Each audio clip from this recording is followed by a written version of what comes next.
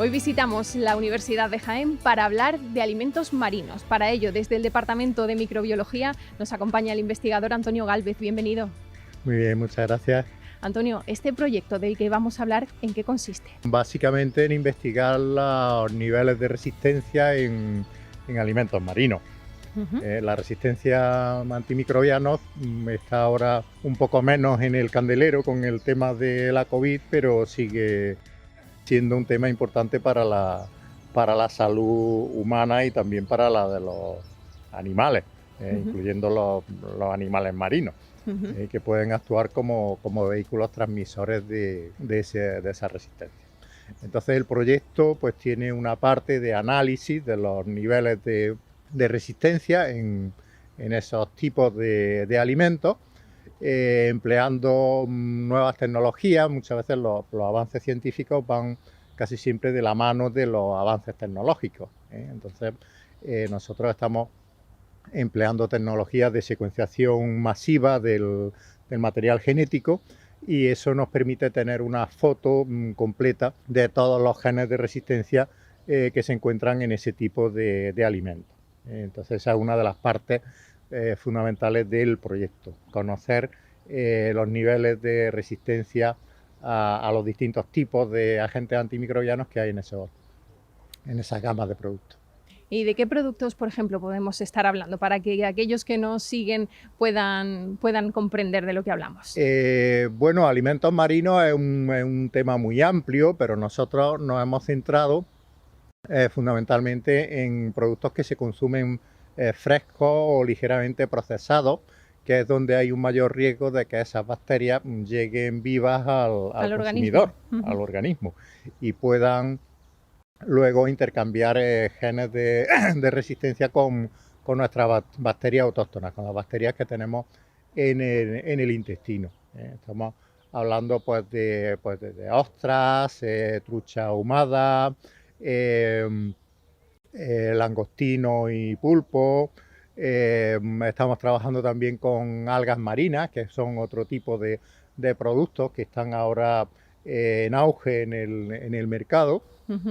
Y la idea es detectar qué niveles de resistencia tienen esos productos que en principio comemos sin ningún tipo de procesado, o que se pueden someter a tratamientos de procesado muy ligeros, muy suaves, porque este tipo de productos, pues, por sus características, los tratamientos térmicos, por ejemplo, pues producen alteraciones de sabor y de la textura del producto. Entonces tienen muchas limitaciones. Entonces nosotros estamos empleando otros tratamientos alternativos para inactivar a ese tipo de bacterias. A mí me gustaría aclarar para aquellos, como decíamos, que nos están siguiendo, ¿en qué consiste esta resistencia? Háblenos un poco del tema de la resistencia. Las bacterias tienen distintos tipos de mecanismos de resistencia. Las más preocupantes son a los antibióticos de uso clínico, pero muchas veces esas resistencias pues, van cruzadas con otro tipo de resistencias. Por ejemplo, cuando los microorganismos en la naturaleza se someten a lo que llamamos presión selectiva con otros agentes antimicrobianos, como pueden ser conservantes, biocidas, metales pesados, y eso en los alimentos marinos pues, es bastante frecuente, y también en la cría intensiva, pues desarrollan mecanismos que son inespecíficos y que también confieren resistencia cruzada, en este caso, a los antibióticos de uso clínico. ¿Y este tipo de resistencias cómo podría afectar al organismo de un ser humano? O incluso de un ser vivo del fondo marino. A los animales marinos, pues lo que les hace es les permite tolerar mejor esas condiciones tóxicas que pueden encontrar en el medio ambiente.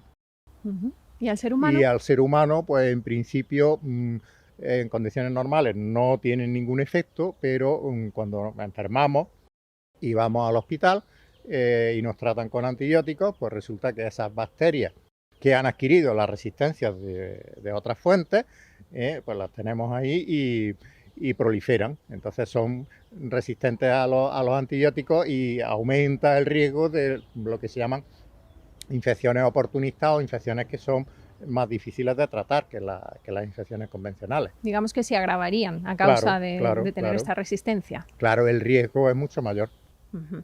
Y concretamente este grupo de investigación en este tema que estamos hablando, ¿cuánto tiempo lleva trabajando?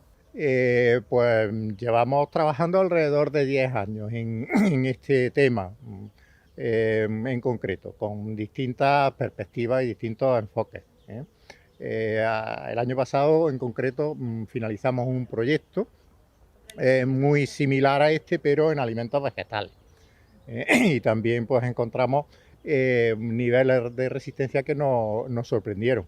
Y la gama de los tipos de resistencia, la diversidad de tipos de resistencia que encontramos era muy amplia. Y eso nos sorprendió.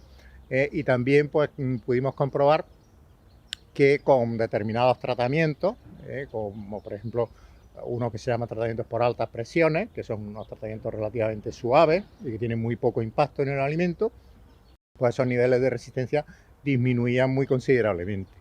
Y eso es lo que estamos intentando aplicar a este tipo de productos.